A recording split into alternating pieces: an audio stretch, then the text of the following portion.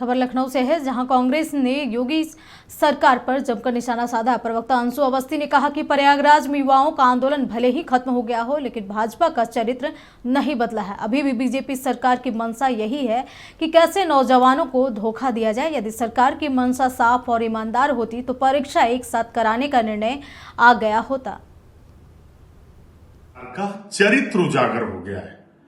जिस तरीके से उत्तर प्रदेश में पेपर लीक हो रहे हैं और उसके बाद नौजवानों को प्रयागराज में परीक्षा एक साथ कराने के लिए आंदोलन करना पड़ा, लेकिन सरकार झुकने मानने को तैयार नहीं थी। अत्याचार पर अत्याचार कर रही थी, लाठीचार्ज हुआ, मुकदमे लिखे गए।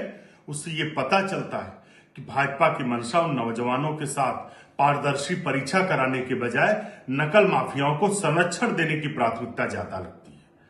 आंदोलन जरूर समाप्त हुआ है, लेकिन जब जब भारतीय जनता पार्टी को अवसर मिलता है वो नौजवानों के खिलाफ षड्यंत्र करके साजिश करने का काम करती है। हमें उन नौजवानों के साथ हमदर्दी है, हम उनके साथ खड़े हैं, हर तरह से हम संघर्ष में साथ हैं। लेकिन भारतीय जनता पार्टी का ये रिकॉर्ड है कि वो जब जब मौका मिला है उन्होंने नौजवानों के भविष्य पर डंक मारने का काम किया है। आगे भी भाजपा सरकार जब जब जरूरत पड़ेगी डंक मारने का काम करेगी, क्योंकि नौजवान जब नौकरी मांगता है तो सरकार उनकी बात नहीं सुनती, ऊपर लाठीचार्ज करती, उन पर मुकदमे लिखवाती।